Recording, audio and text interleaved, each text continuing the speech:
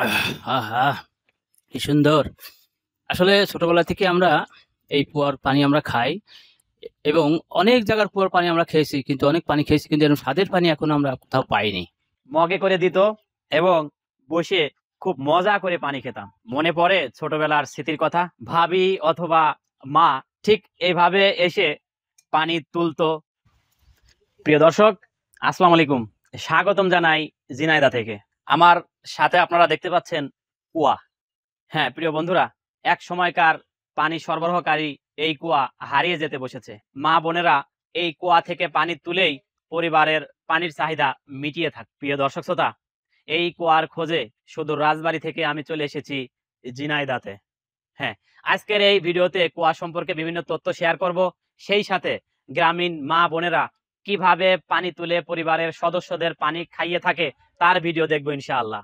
সেই সাথে ছোটবেলার কিছু স্মৃতি আমরা শুনবো এই কুয়ার মালিকের কাছ থেকে। চলুন আমরা দেখি গ্রামীণ বধূ কলসটাকে কাকে করে কিভাবে কুয়ার কাছে এসে পানি তোলে আর সেই পানি তুলে কিভাবে সরবরাহ করে থাকে। আজকে আমি এই কুয়ার পানি খেয়ে জানিয়ে দেব কুয়ার পানির কি স্বাদ। একটা সময় ছিল যখন গ্রামের মা বোনেরা সকাল সন্ধ্যায় কলসটাকে কাকে করে লাইন ধরে পানি নিতে আসতো। এখন এই আধুনিকতার যুগে এমন দৃশ্য আর দেখা যায় না। এগুলো এখন রূপকথার গল্পের মতো মনে হয়। এই কুয়ার পানিতেই একসময় চলতো রান্না বান্না থেকে শুরু করে গোসল, খাওয়া দাওয়া, সাংসারিক সমস্ত কাজকর্ম। প্রিয় দর্শক শ্রোতা, আমরা দেখতে পাচ্ছি ঠিক এভাবেই কলসে ভর্তি পানি উপরে চলে আসে। এটি আমাদের ঐতিহ্য, আমাদের পুরো বাঙালির ঐতিহ্য। কত সুন্দরই না ছিল তখনকার দিনগুলো। আপনাদের আরেকটি তথ্য দিয়ে যাই আমি। ইন্দ্রা বা কুয়া দেখতে একই রকম হলেও এই ইন্দ্রা কুয়ার চেয়ে একটু বড়।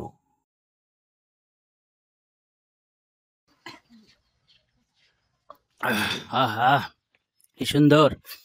আসলে ছোটবেলা থেকে আমরা এই কুয়ার পানি আমরা খাই এবং অনেক জায়গার কুয়ার পানি আমরা খেয়েছি। কিন্তু অনেক পানি খেয়েছি কিন্তু এরকম স্বাদের পানি এখনো আমরা কোথাও পাইনি।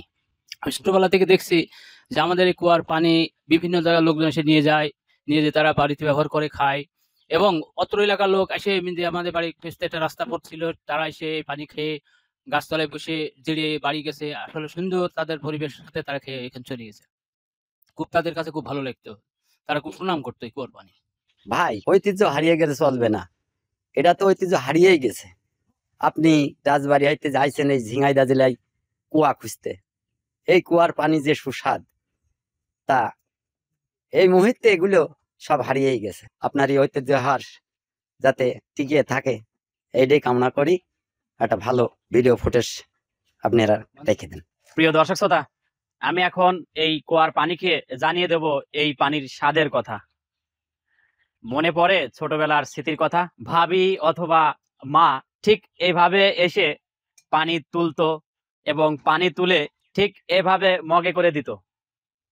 আমার বয়স্ক মামি এটি পাইনি, হয়তোবা যারা ভিডিওটি দেখবেন তাদের এই স্মৃতির কথা মনে করিয়ে দিচ্ছি আমি।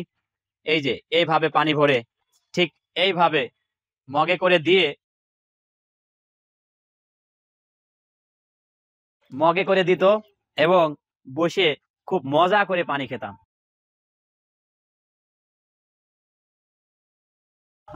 বন্ধুরা, অনেক সুস্বাদু পানি। পানি যে মিষ্টি হয় তার একটি জলজান্ত উদাহরণ এই মজিবর ভাইয়ের কূপের পানি।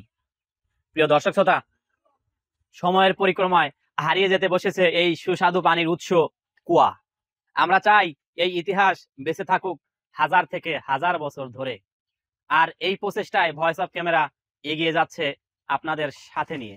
প্রিয় দর্শক শ্রোতা, কেমন হলো আজকের এই গ্রামীণ জনপদের ইতিহাস ঐতিহ্যের যে ভিডিও, সেটি অবশ্যই ভালো লেগেছে। আর ভালো লেগে থাকলে অবশ্যই একটি লাইক, কমেন্ট ও শেয়ার করতে ভুলবেন না। প্রিয় দর্শক শ্রোতা, পরবর্তীতে দেখা হবে নতুন কোনো ভিডিওতে। তত সময় সবাই ভালো থাকুন, সুস্থ থাকুন। খোদা হাফেজ।